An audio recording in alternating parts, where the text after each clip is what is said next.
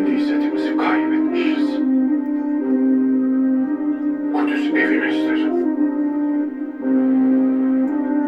Mescid-i Aksa kıyamete kadar ayakta kalacak. Ve her daim Müslümanların olacak.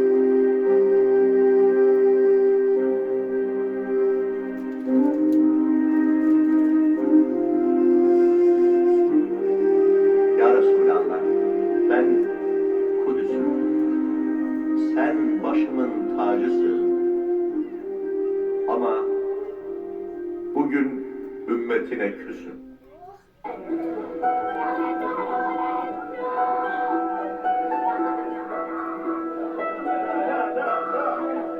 يعرف المجرمون بسيماهم فيؤخذ بالنواصي والأقدام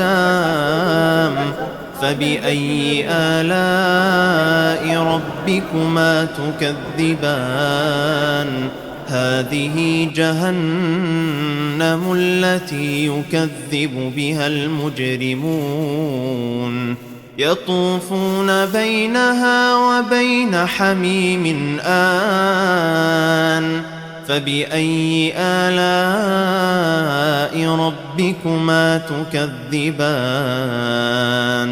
ولمن خاف مقام ربه جنتان فبأي آلاء ربكما تكذبان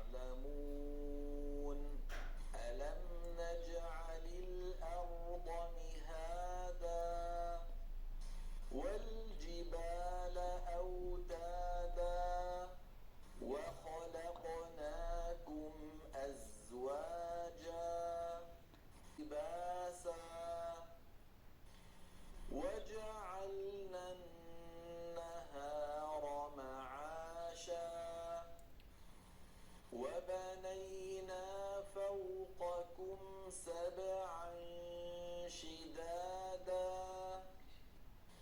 وجعلنا سراجا وهاجا وأنزلنا